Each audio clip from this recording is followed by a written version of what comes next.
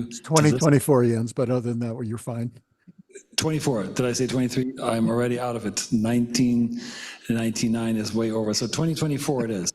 July 31st, 2024. It's a particular pleasure to have this evening with a spine surgeon. And with me is my co-host, Dr. Jack Ziegler. Jack, do you want to say hi? Hello, everybody. Thanks for joining us. And especially we'll thank Dr. Sasso for giving us an evening of his time. So this is customary, obviously, that we have a kind of a disclosure of our conflicts of interest, and I'm as deeply conflicted as can be because Dr. Sasso is one of my favorite people on this earth next to my co-host, Dr. Jack Ziegler from TBI. I'm wearing my special shirt just to show my conflict, and I'm going to wear my special hat also for this part that I got when I was at a recent visit in Indianapolis. So fantastic occasion. And I'm just going to show some introductory slides. And then I'll ask Dr. Ziegler to take on the questioning. But Dr. Sasso is a professor and president and founder of the Indiana Spine Group in Indianapolis, Indiana. He's a surgeon, researcher, innovator, educator, family man, and friend. And I know it's always uncomfortable for a recipient of such honors to have to endure this, but I think for everybody's sake, it is very important to see this. And I think it is safe to say that Dr. Sasso is a true game changer in the field of spine surgery. And this is a quick little vignette of the passage of time, 1991 through 2024. And he has fulfilled this with a true sentiment, a positive expression of life throughout in the expression of the spine. We have our new fellows in the room and some older ones, and this is the curriculum vitae of Dr. Sasso. It's 98 tightly filled pages. And before I ask anybody to read that, the structure and the organization of this is remarkable, and I'm going to redo my CV. It's not nearly as accomplished and full as Dr. Sasso's. But this is a nicely structured CV, I have to say. It sets a new standard in terms of nice indexing and everything like that. He's a phenomenal educator, thinker, and again, just in a quick reflection, he's from Indiana, went to college there, went to Indiana University School of Medicine. He's a dyed-in-the-wool Midwesterner. He actually trained in Texas, and we'll ask him about that, maybe in Houston, UT Houston. And we never crossed paths back there. I was at UT Southwestern, and then he did his fellowships in Northwestern Chicago, in Houston at Baylor. We'll talk about that. And then he did something very spectacular. He went to Switzerland, to St. Gallen, which back then was the hotbed for a new development in spine and in trauma care. With somebody named Professor Fritz Magel and Benny Jeanneret. And this is a not very good slide on the bottom left, but we'll talk about that later. And this is, again, one of those special things about this colleague who kind of decided to go to Switzerland. These are the memberships in his various societies. And again, one of the key things is, whilst he was president at the CSRS, I recommend anybody, and our fellows will have to look at that, to look at this video. It's a freely available video of how to look at airway problems and anterior-cervical spine surgery. It's an outstanding educational video that I highly recommend, and he did this during his presidency at CSRS. This is just in numbers, but this is an astonishing academic productivity over time, just in terms of articles, presentations, international and national lectures. He is a world-renowned lecturer. And again, when I go to meetings, always make sure that I see his lectures, because just like you can see on the bottom right, his clarity of presentations and insights and pragmatism at the same time is unsurpassed. I did not look at, shorten this a little bit to get to the point, which is to have a conversation with Dr. Sasso tonight and get to see him behind the screen more or less. He has made a huge impact on trauma surgery, both cervical and thoracolumbar. But I just put a couple of vignettes out there, and that's SI during dysfunction down to novel motion-preserving devices up to the present date. So he is on the cutting edge of everything. What I particularly liked was this. The number of patents. I knew he had some patents. I had no idea how many patents there were internationally. And this is, again, just a reflection of this extremely avid mind that always tries to make things better and does it in an unsurpassed, organized fashion. I mean, this is just an astonishing accomplishment, and they're all nicely referenced. So again, a happy spine is a reflection of his ultimate goal. Not only is he an inventor and a educator, he also has created an enormous business and a dream for all of us who suffer in large healthcare systems. He founded the Indiana Spine Group and the Indiana Spine Hospital, which literally has dominated Indiana spine care, but he and his group are in charge of their own hospital, seen in the bottom right, which is a absolutely beautiful facility. And again, this is one of the things we can talk about, how surgeons in charge of their own business can make such a good, positive impact on care. Finally, again, the difficulty that a lot of us struggle with, myself included first and foremost, is how to combine a successful professional life with a really good private life. And he has a wonderful wife and 3 beautiful daughters. And not only does he have 3 beautiful daughters, but they are also co-authors on some major articles. Willa and Maria have published, and they have actually not just done some throwaway journals, but some really serious impact journals. So he's a great family man and a great friend, and always takes time for everybody to make known that they're there. So it is with a great deal of gratitude that I acknowledge and thank Rick for being here and taking us on the path towards a happy spine with his many accomplishments and his kindness and his thoughts. So with this, I'll shut up and pass the baton to Jack to lead off the question. But thanks for being here tonight, Rick. Thank you, Rick. Thank you for taking a breath. Yeah, and so, that was just wonderful. But the whole point of this is really to introduce people that everyone's heard about, read articles from, benefited from educationally, but really doesn't know as a person. So in this series, we've tried to bring some of these people to the human part of their existence. And I certainly share Dr. Chapman's wonderful feelings towards Dr. Sasso, but he and I stopped duplicating each other's slides, so we just have one of us do it now. So I thank him for that wonderful introduction. Rick, tell us a little bit about growing up. When at what point you thought, gee, I might want to be a doctor. At what point somebody influenced you to go in that direction? What did you want to be when you were a little kid? Did you want to be a cowboy or a race car driver, or did you always want to be a spine surgeon? First off, thank you, Jens. That was the nicest introduction that anyone has ever given me. That was astounding. And Jack, thank you so much. Actually, I want to say, first off, I'm a bit embarrassed and very humbled by actually being in this forum, because I've seen the people that you have interviewed for this. And as I told you initially, no one wants to hear about me, but I'm just happy to be here.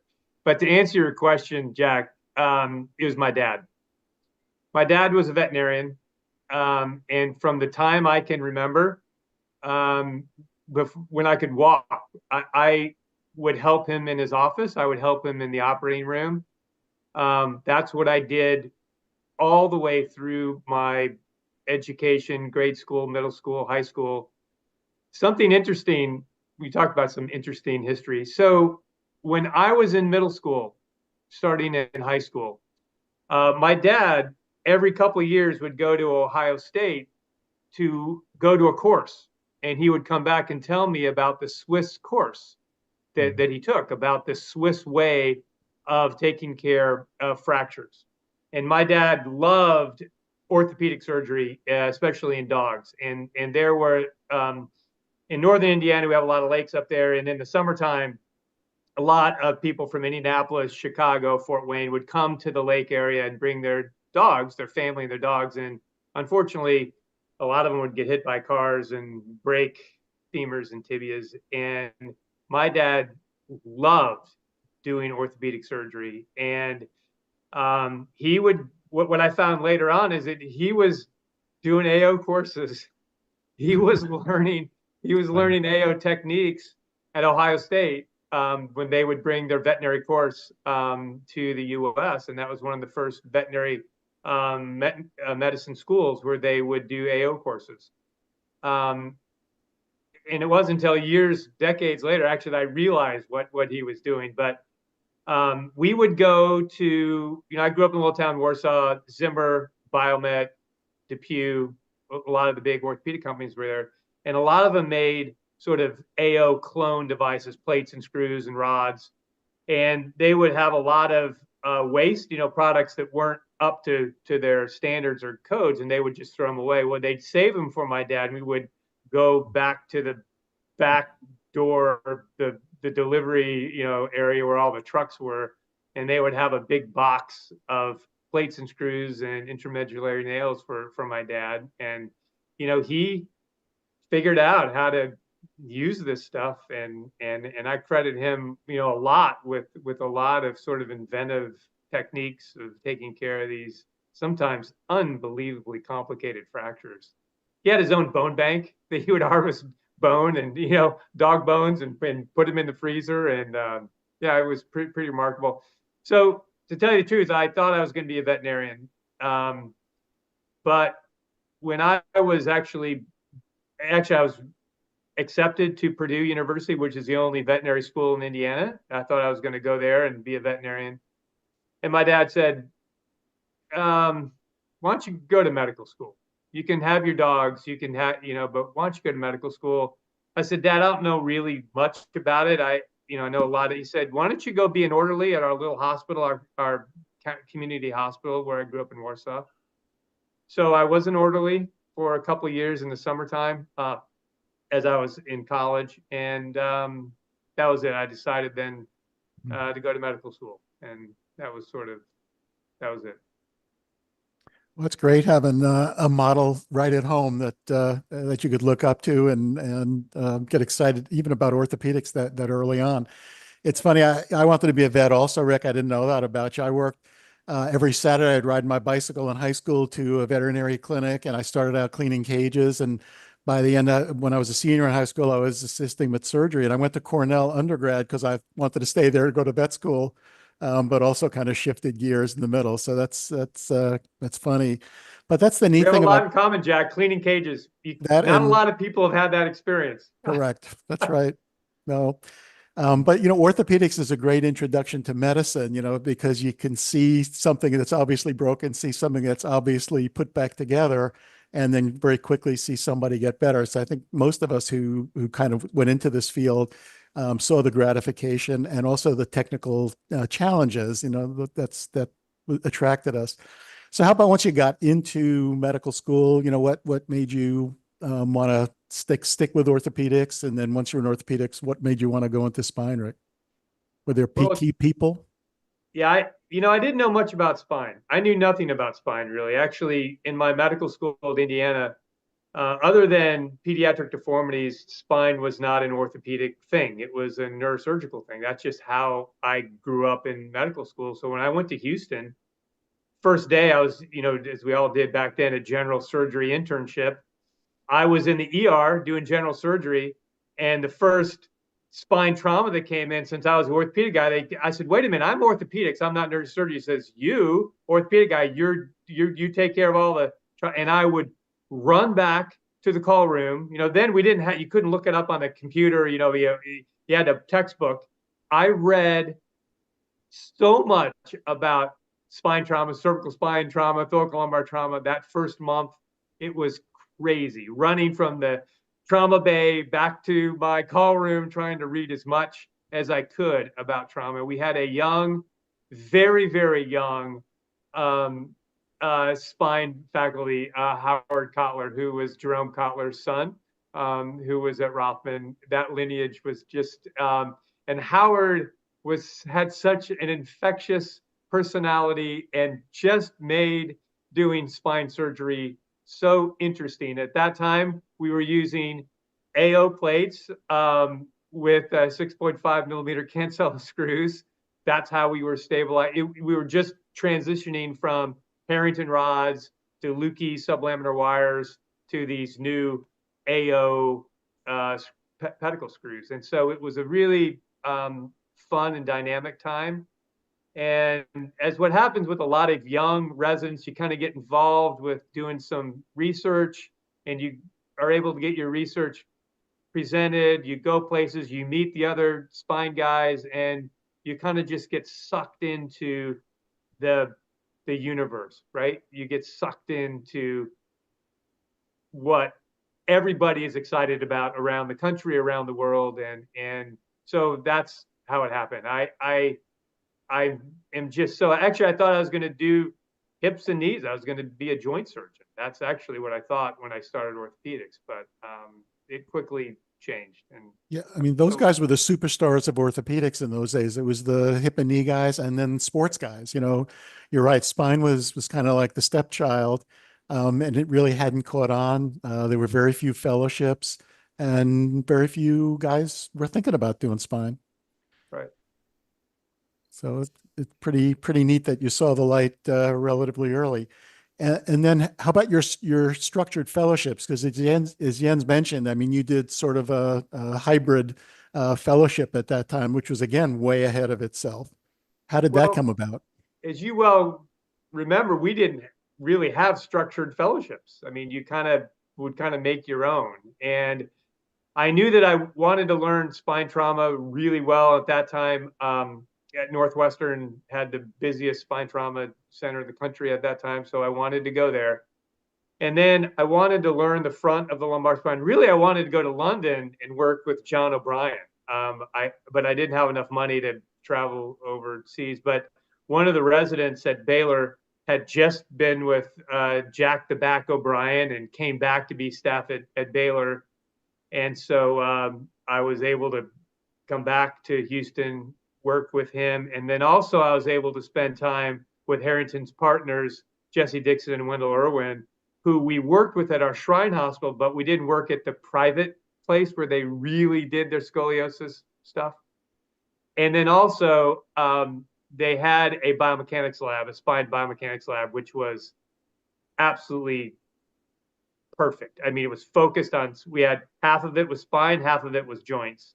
And so I was able to do some of that. So that was really, really fun. And then, as Jens said, and I still believe that, unfortunately he passed away, Professor Magro passed away a couple years ago, but at the time, I think he was the most inventive spine surgeon of our time. And I really wanted to learn the craniocervical junction. And spending some time with him was phenomenal. And what I didn't know at the time was actually Benny Jeanneret was his right-hand guy who really did all the spine, except for the stuff that Magro thought was fun and interesting to do. Jeanneret did everything else. And spending time with Benny was remarkable. He is, and he just retired not long ago, but was and is his mind, like Magro, incredible. And spending time with Benny Jeanneret for me was a really remarkably fortunate offshoot of my time in St. Gallen, Switzerland. How hard was it to do that? So our younger generation always dreams of going abroad, and multiple licensure restrictions and approvals here and there make this so very hard and funding. How hard was it for you to do that? And you were with your wife already then, right? So how did you finagle that? How many restrictions did you have in those days? It was hard. As you well know, Jens, there's no place to stay really. They had no place. So if I went by myself, I could have stayed in this tiny little one room dorm, the smallest dorm I had ever seen in my life. And I really wanted to bring my wife, and they had no place for me to stay. So we actually stayed in a little city close to St. Gallen on the Boydensee, right? You know that, Jens, right? Constance for the Americans. Phenomenal Lake Constance was really, it was like a dream come true to go. But I had to work out staying in a apartment there and then renting a car, which was ridiculously difficult being a foreigner, so that I could then drive. Actually, my wife would drive me into work in the morning, and then she could visit 3 countries during the day: Liechtenstein, Germany. She went to all sorts of places, had a great time. But to answer your question, it was not easy. It was hard, but it was, I will tell you, well worth it. It was well worth the angst in putting that all together. So then, Rick, you came back to Indiana right at it when you finished your fellowship. Did you join a group? Were there people you knew? How did Indiana Spine get started? Well, it didn't get started for a little while. I joined a group, and then after a couple years, I joined a big neurosurgery group. I was the first non-neurosurgeon in that group. It was a great experience for me. It, as I say, it was sort of like having a 10-year fellowship of doing neurosurgery. The reason I did that is we had a lot of rheumatoid cervical spines, as you remember back then. Both you guys remember the cervical spines that these rheumatoid patients, just so complicated. And I'd just come back from St. Gallen, and I'd learned how to put transarticular C1, C2 screws in. And so the best neurosurgeon in our community was actually a neurosurgeon that was at the university when I was a medical student. So I knew of him, and he had joined the big private neurosurgery group. And he asked me to help him with some of these complicated rheumatoid necks. And I asked him to help me with some. And so we worked together. I was teaching him how to do occipital cervical fusions, transarticular screws. And he taught me. He was the most phenomenal neurologic decompressive surgeon I'd ever worked with. And he enjoyed teaching me intradural pathology. He taught me how to take care of intradural tumors, even intramedullary tumors. I mean, all sorts of intradural pathology that I really had no experience with before. As I said, it was like a fellowship. And after about 7-8 years, I had taught him everything that I could teach him. He taught me everything that he could teach me. And so, some other issues, some business issues that we decided that we needed to start our own group. So that's when we started Indiana Spine Group. Me, one neurosurgeon who just did spine, and then a non-operative guy, anesthesiologist, that did just our diagnostic, spine diagnostic stuff. So I think that triad was very important for a comprehensive spine group, and we've sort of developed that over the last 23 years. And I want to talk a little bit more about that, but just interestingly, our lives also kind of crossed in rheumatoid necks, because when I finished my fellowship and went to California, I was attending at Rancho on their spinal injury service, and they had a huge rheumatoid peripheral joint service that was run by orthopedic surgeons who knew that you had to get neck x-rays on all these patients before you operated on their hips and knees. So they had this huge number of patients with, undiagnosed rheumatoid instability, myelopathy, that and nobody else would pick up. And at that point, there was a paper that came out of doing onlay fusions from occiput through the cervical spine, because nobody had internal fixation. I'm about 9 or 10 years ahead of you. So when I finished my Henry Bowman fellowship and came out, I had learned the Henry Bowman technique of burring down on both sides of the occiput and then passing wires through the ridge in the middle. And I was like a god when I got there, because there were all these patients who hadn't done well with onlay fusions and halos. And now we had, internal fixation, nothing like was right around the corner. But that was sort of my intro also into, big time spine, was through rheumatoid neck. And the young guys watching, don't know that history, that not only did we see a lot of rheumatoid necks, but, waiting rooms were all full of people with, rheumatoid hands and subluxed or dislocated elbows and shoulders. And, rheumatoid arthritis sort of disappeared with drug therapy. And it's unusual to see someone with those stigmata unless they're coming from another planet, but that used to be the mainstream of certainly hand surgeons used to take care of rheumatoid hands. That was their number one patient base. But to get back to you, the next question I was going to ask you is, people get into a private-demic practice different ways. Some of them are start in academics and become disgruntled by the politics and the bureaucracy, and they go into private practice, but bring that academic bent with them. Other people start in private practice, but are closet academicians, so they just carve out the time to do the research and become academic stars.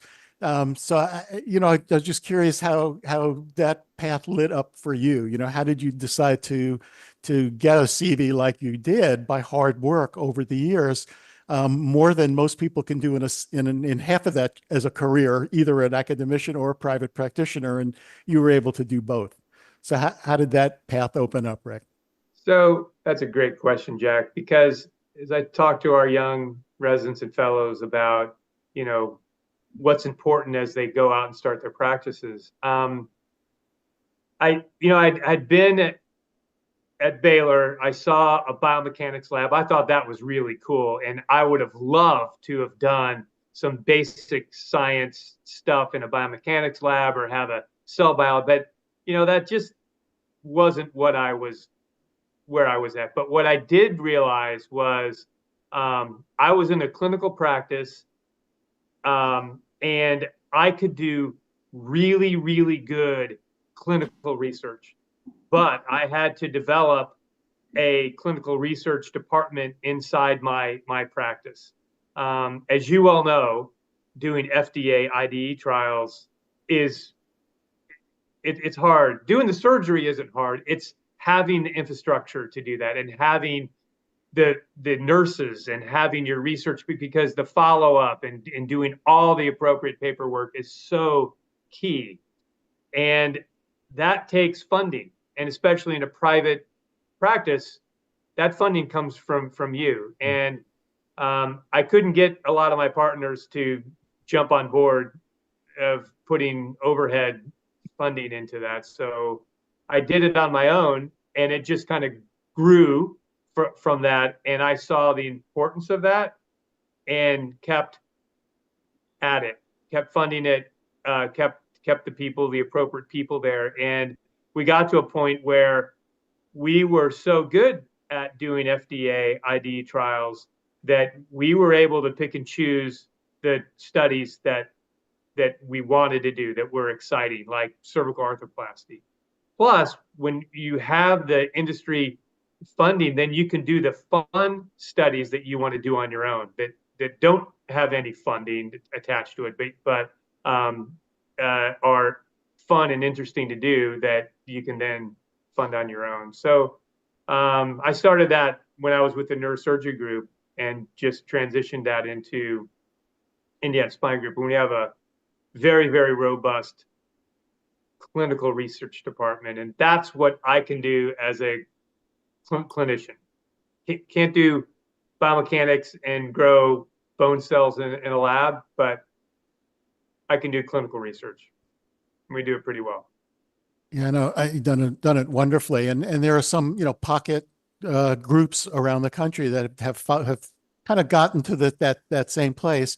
But it takes a big commitment. Young guys ask us all the time, and you just have to commit the time. And it's time away from making money in your practice, time away from your family, because they're usually young when you're starting your career, and you have to also fund it. You got to put some money in, and that's how the practices that do this well all started. So kudos. It's easy looking back on it and kind of polishing your nails on your shirt. Here's what we've done, but it took the commitment at the beginning to carve it out. So we'll give you a lot of credit.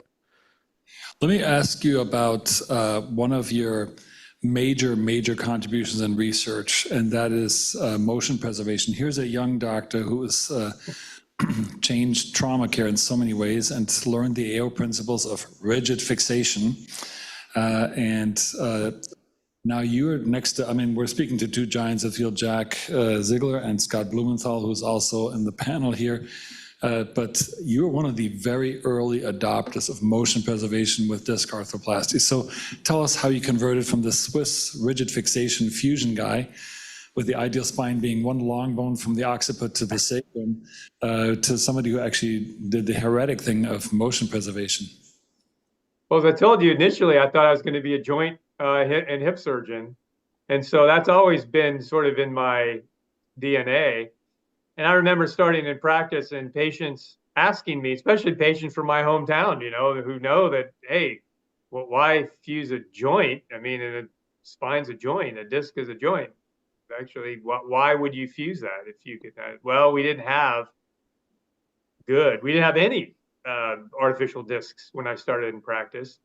But I always told them, I say, I think before, maybe at the end of my career, maybe we will have, a reasonable artificial disc. Well, amazingly, it was a lot sooner than that. And I got to know Vince Bryan, who, as you guys well know, is a very engaged, kind of like Howard Kotler, a very enthusiastic guy. And you only need to spend a little time with him and you kind of jump on board. And so I actually implanted the first cervical artificial disc in this country 23 years ago. And kind of getting back to kind of clinical research, we just published our 20-year follow-up. And I'm so proud to be able to say that we have over 90% follow-up on our patients, both the control and the investigational group. That's unbelievable. I mean, that's crazy, right? 90% follow-up, over 90% follow-up at 20 years. But that's my research department. That's who does. It's not me. I mean, they're the ones that are unbelievable at tracking down these patients, 2 decades later and bringing them in, which obviously is super important. And I think when we look at spine surgery, we should be very proud of the research that we have done as spine surgeons. There is no better research in all of medicine, not just surgery, in all of medicine, than our prospective randomized level 1 FDA IDE trials on cervical arthroplasty. And we've learned so much, not just on arthroplasty, but on ACDF, the control. We've learned so much about ACDF because of these trials. Rick, so why do you think that lumbar arthroplasty, which has, a similar level of evidence, hasn't caught on? And why do you think there's still so many skeptics about cervical arthroplasty, which is done better than lumbar as far as acceptance, but it's not universal? That's a complicated question. I will tell you that I was involved in a number of IDE trials in lumbar arthroplasty. My most favorite, spine core, which is a metal-on-metal disc, Tom Errico's disc. I implanted 70 of those. And we're actually just now trying to get them back for 20-year follow-up now. Wow. That was a great I had great experience and outcome with lumbar arthroplasty with that disc. But because of concerns of metal on metal, unfortunately, the timing was just bad, right? Right when they were finishing the PMA, the hip metal on metal issues came about, and the FDA asked all sorts of questions about ions, and we did measure ions, but even more questions. And because of the, as you well know, the insurance issues and reimbursement issues, Stryker just pulled the PMA and that was it. So I was actually sad, really sad about that. But I had very good experience with lumbar arthroplasty. But to answer your question, my patients were super selected. I mean, really, really well selected. And I think the problem is once we had FDA approval of Charité and ProDisc, that selection became broader. It softened up. And maybe we had surgeons that, see, the thing about when you get in FDA trials, and this is kind of a knock on them, you have super select patient population with hyper technical surgeons. Hyper-tech mean guys who are so involved in the technology and are really, really good at that technology. And when you release it to everybody else, that you don't have super select patients and you may not have a hyper-technical surgeon. And so I think the outcomes may not be as good. And I think that's what happened with lumbar arthroplasty. And as you well know, Jack, the complications of an anterior lumbar operation can be life-threatening and catastrophic. And that, I think, was a problem. Yeah, I mean, although, we can argue because the complication rate, it turns out, with 25 years experience is extraordinarily low. But with hyper-technical surgeons. Well, I mean, this is right. I won't, yours was right, and mine too. We had I mean, it was great. I mean, but you only need to read the Wall Street Journal a couple, right? I mean, was Yeah. out there, Jack, right? It was out there. But how about cervical, Rick? Why are there still skeptics about cervical, which is, done for radiculopathy instead of just axial pain, which was the other wrap on the lumbar disc? But why are people still recommending fusions to their patients and bad-mouthing arthroplasty when there's just such a tremendous amount of high-level data that argues for it? Yeah, I'm not seeing the bad mouthing as much as I did earlier, but I think it's the adoption. And I will tell you, I think a lot of that is simple, and that's reimbursement. So, so let me just digress to a different topic, and that is because this goes on for a long time. And by the way, for our audience, a little advertisement. In our library, you'll see a great presentation by Dr. Sasso and one of his partners, Dr. Yu, about the 20-year experience. And the particularly cool thing is something I've never seen before. Dr. Yu put a huge amount of effort in that. He put together literally all the patients in a video, fusion, non-fusion patients over 20 years. It's like a collage, and you can literally see the evolution of time over disc degeneration. And it becomes pretty clear that those disc replacements, which were the Bryan disc that's no longer available, actually did very, very well. So this flow of time and this video collage is something I've never seen before, and I hope many of our visitors tonight will take a look at that great presentation. I hope you'll come to our fall arthroplasty, our 6th annual arthroplasty symposium, because you have so much to contribute as a pioneer. Let me switch gears a little bit, and maybe Ben, can you flash that image in of Dr. Sasso's? Yes. So Dr. Richard Chua went to Wabash College, and he says that you're a doubles NCAA winner, I guess, at Wabash College. So Dr. Chua, thank you for that little impromptu contribution. What I wanted to get on with that little intro was, how do you stay so organized? I mean, give us a couple of lessons in life. You're incredibly organized. You're so thoughtful. Everybody in your hospital, in your group loves you. Your colleagues, you're universally beloved.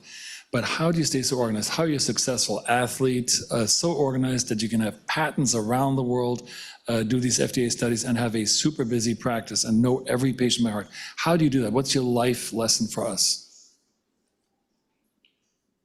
That's a good, I'll tell you, you asked me, you gave me some pre-meeting questions, and I've thought about one of the questions that you haven't even asked me yet, but I think it kind of goes to this, and that's my mentors.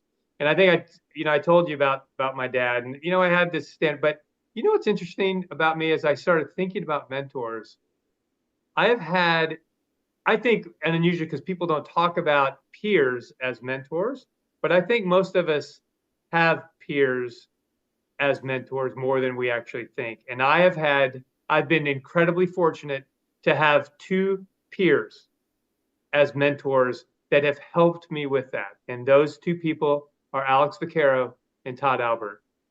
And they are the most, I mean, when you explain those things, you just described those 2 guys, right? And I was very fortunate to meet them when we finished our trainings, and we taught courses all over the world, as with you, Jens, right? We spent a lot of time together. And those 2 guys, and being with them and watching them and doing all those things that you just said, being super productive clinically, being productive academically, being productive in running a business, right? Running your business, because that's the best way to take care of your patients, when you have control over your business of taking care of them. And I credit those 2 guys with helping me put my life in the proper perspective. And that family piece that you just talked about is so important. But those 2 guys have been with me and helped me through a lot of issues. And we've been through a lot together, all 3 of us. So I think that's what's helped me. They've helped me. So choose your friends wisely. That's a great point. Learn exchange from, and you're an inspiration for many others. How do you handle this? I see that in a lot of groups where the more senior partners who do a lot of great work and do academics and travel and combine it also well, the younger generation sometimes does not seem to be that interested in these academic or non-reimbursed things. Like you have a beautiful education center. It's just par for the course. You do great educational courses there. You have a great fellowship. They're not necessarily reimbursed activities. The research also is a money loser in so many ways. So how do you inspire the next generation to kind of participate in these unreimbursed academic endeavors? You know, again, I think a lot of it is just being a role model. You know, you can't just talk about it. You got to do it and have them watch you doing it and showing that there is value in that. There's a lot of value in a lot of the unreimbursed parts of things, training residents and fellows, doing research, and teaching the next generation in labs. I mean, just like your lab, Jens, right? I mean, how much joy do you get out of doing those courses, right? Putting courses on for practicing surgeons and young residents and fellows. It provides so much inner joy. It's well worth the effort. It's the commitment again, Rick. You know, you just have to decide that is important to you and prioritize it against everything else. And maybe it gets harder as time goes on. Now, let me jump into the final big accomplishment sector, which I just, again, was in awe of what I saw there. I was so inspired and not there yet, but you've created an amazing surgery center. And then just as if this not be enough, you also created a spine hospital. Now, this is everybody's who's an employed surgeon and who works in these modern mass outfits of health conglomerates. This is a complete dream that there's a surgeon-controlled environment, a benign dictatorship, and I mean benign is the emphasis here, no dictatorship apparent. But there's an extremely well and efficiently run ASC for the benefit of patients first. And then there's a veritable, real spine hospital. Tell us, the ASC is more understandable, but a scale of that large an ASC and then making that leap towards a hospital, the financial investments and risk exposure. Can you just tell us mere mortals how you did this and how this can be successful? Yeah, so it was pretty simple. When the ACA occurred, you guys went through this, right? Your big quaternary care hospitals, they had the same consultants that came in and told them the same things. I mean, I sat on the finance committee of a big quaternary care house, so I know what the consultants that said. Obamacare, the ACA comes out, top line isn't going to go any higher. The only way to keep your margins is by decreasing your overhead. How you decrease overheads is you fire your nurses and you fire the people at the upper end of the pay scale. So you bring young people in that have no corporate memory, don't know anything. And it was a race to the bottom in our community. It was horrid. I hated rounding every morning because I had to apologize for the first 10 minutes about how horrible the night was. Nurses didn't come. They didn't speak English. They were not taken care of. My patients were not taken care of, and they had a miserable experience. Whereas our outpatients had a great experience. I mean, they came in, the nurses were happy, so the patients were happy, and the anesthesiologist did the same thing every day, all day long. And our outpatients had such a great experience, and my inpatients were having such a horrible experience.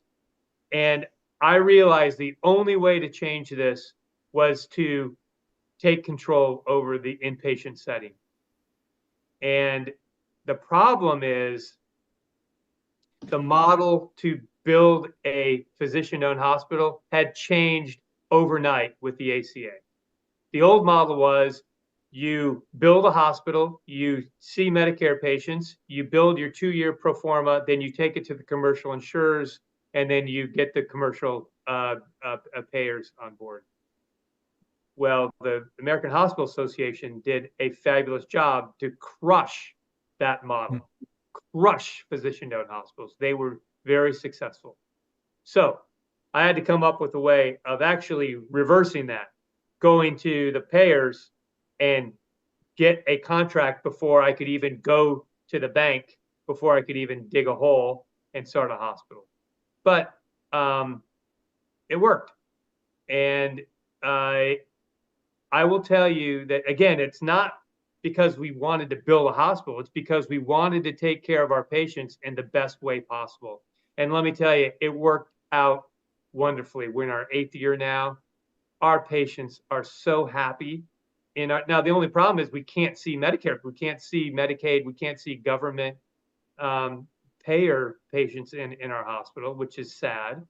But those patients that we can see in our hospital are the happiest patients. Their families are happy. Everybody's happy. All the nurses are happy. Anesthesiologists are happy. All the surgeons are happy because it's a surgeon. I mean, we're able to design our operating rooms, design our patient rooms. I mean, it has been tremendous, again, for patient care, which is really all it's about. So I tell my young guys, focus on the patient and everything else will work its way out. Now, you said thing about funding, and you're right. We're all self-funded. We didn't get a partner, but as I told my partners,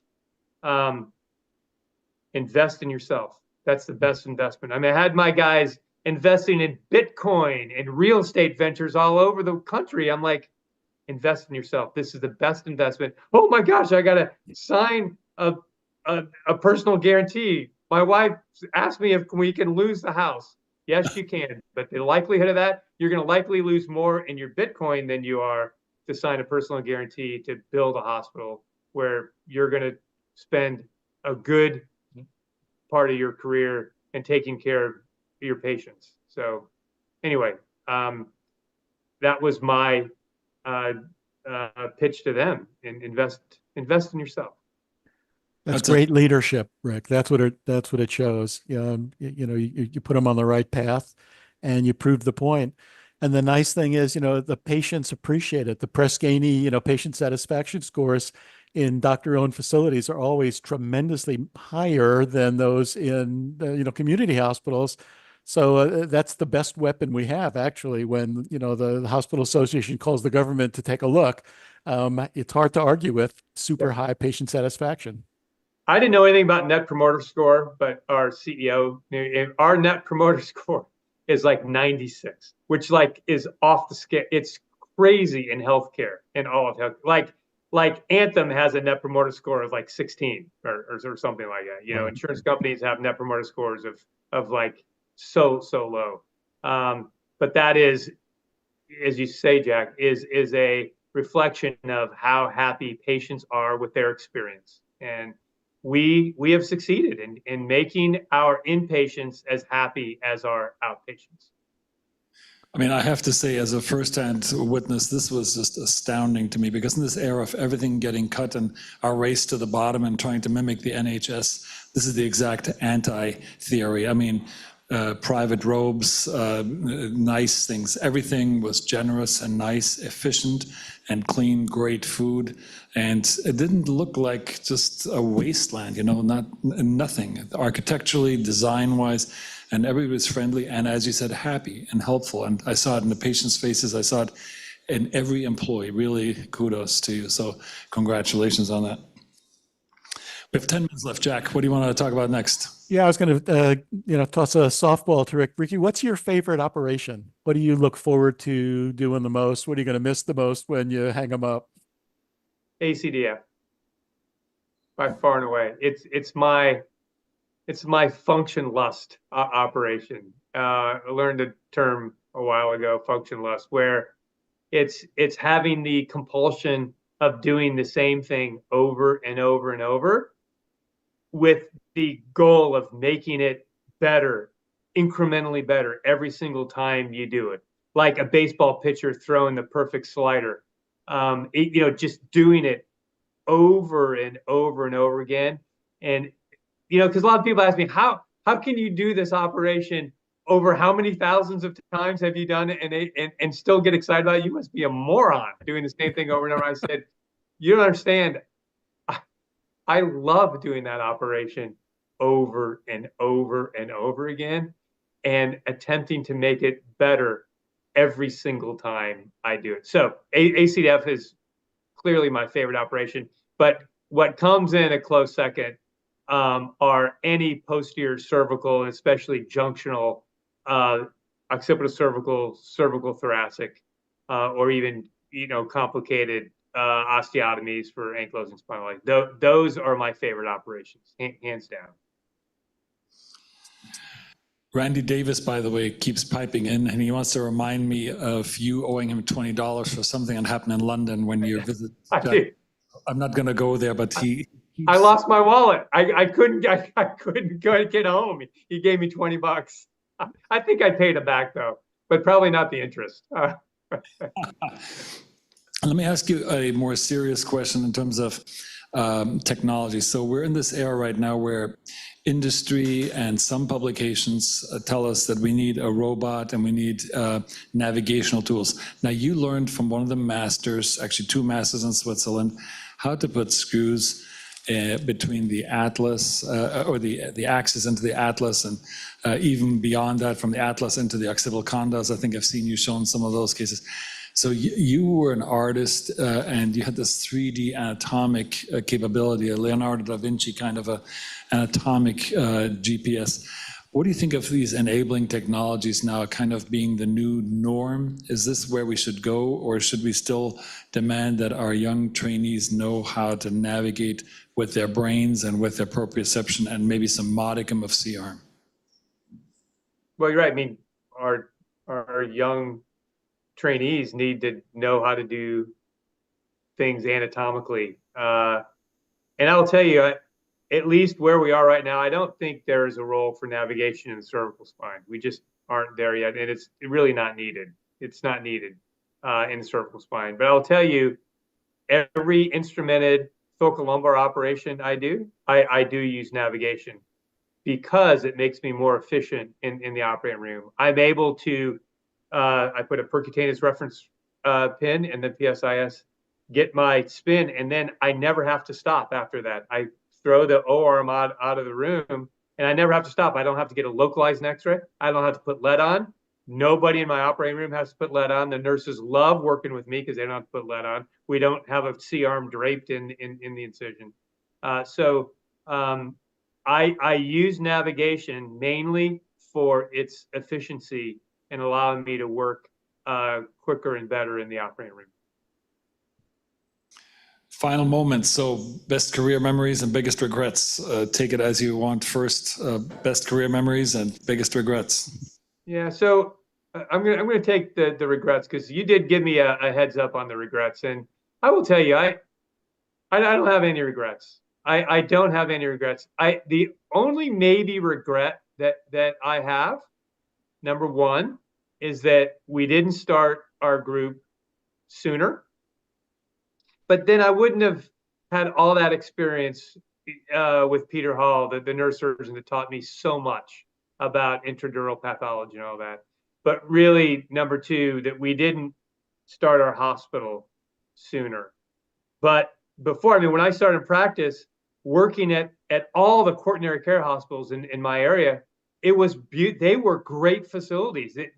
There weren't better places to take care of patients. And so that wasn't needed. And so I wish I would have started our hospital earlier, but it wasn't needed. It wasn't needed until it was needed, until it was really horrible. So those would be my regrets, that I didn't do some of the things earlier, because what's a little sad, it's not really sad, but I'm kind of getting to the end of my career and looking back on, I wish I had some more years, some really better, younger years at doing this stuff, because it's really fun, especially working in your own hospital and working in your own group. Really fun.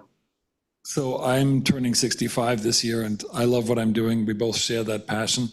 I can't anticipate stopping it. I still have very steady hands and everything. I love what I'm doing.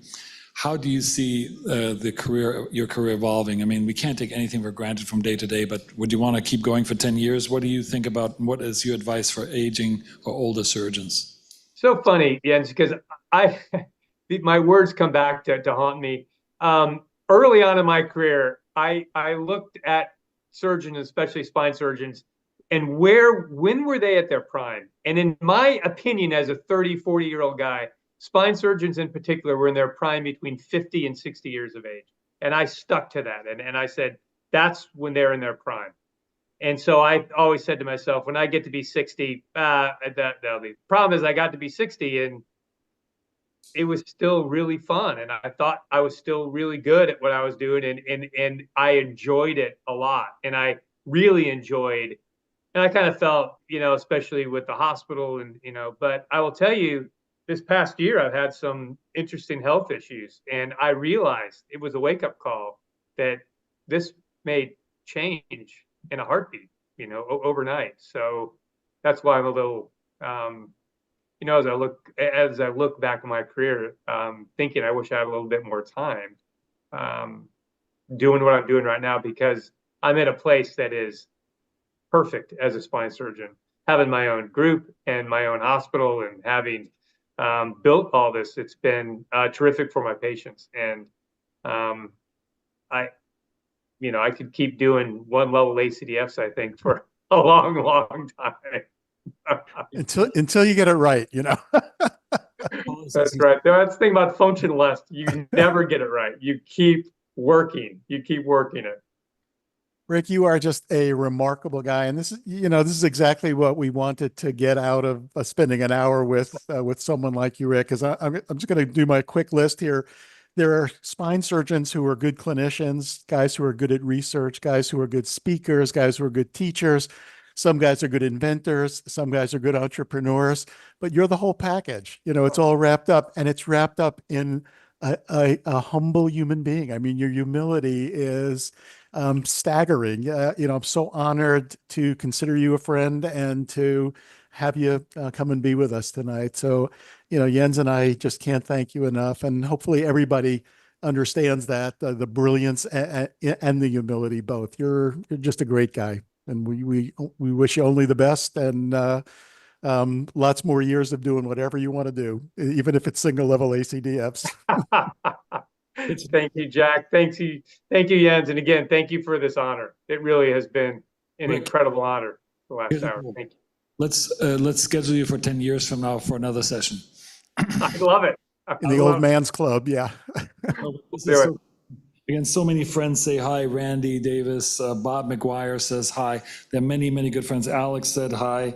And Dave Pauly is 67. He says he has no designs on retiring. So there are many people who really appreciated this time, this quality time, your many insights. And we have our new fellows here. I'm going to use your line that is invest in yourself. I love that line. You told me that before. I forgot it, but I'm going to put that on the top of my quote list, but this will be the Rick Sasso list. And we hope to see you at our arthroplasty forum that Dr. Ziegler, Dr. Blumenthal are going to chair this fall, because you have so much to offer with your insights and one of the early pioneering experiences. Thanks for this highly cool time. Please say hi to your wonderful family and to your partners. Thank you, Rick. Good night, everybody. Everybody, thanks for listening in. And Rick, take care. We'll see you soon. Thank you. Oh, and everyone, your CME credits, if you text to 1312, Seattle Science Foundation will help you get some CMEs. All right, stay well, everyone. Thanks again. Yeah, that's a good one. Thank you, Dr. Sasso. Thank you. Wonderful, Rick. It was Great super session. fun. You're a good guy. Come and visit. I can't wait. We got to I'd make like an to. excuse. Yeah. Thank you. Corey, Linda, thank you. Scott, you were very quiet. You didn't want to bring anything up about Well, I raised my mentor? hand. Oh, I did okay. raise my hand. I didn't want to step on you and Jens, but I raised my hand for one question, and you never got to it, but that's okay. It wasn't. You guys did a great job, and it was perfect. Yeah, I thought we'd talk about the kernel a little bit since you guys overlap there, but That's right. Well, that could have been fun, but that would that's have been okay. fun. I can't believe it was an hour, Jay. It seems like it was 5 minutes. Isn't that great? I know. You know, that's what Frank Eisman told me also when I ran into him after we did he and Barth Green together. He came up laughing. He said they just had the best time. So I thanks. saw that. It was great. It was Yep. great. You guys do a wonderful job. You're the That was best. Thank you. terrific. All right. Thank you. Take Thanks, care. guys. Good night, everybody. Good night, guys. Bye.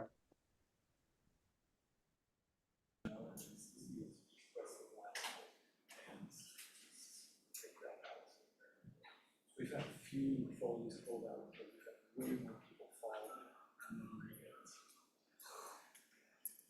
right? So that we probably won't have them tomorrow. So one of you guys can see me and deal with them. I think it's a 2-level that don't hold. A lot of a struggle with, myself included first and foremost, is how to combine a successful professional life with a really good private life. And he has a wonderful wife and 3 beautiful daughters. And not only does he have 3 beautiful daughters,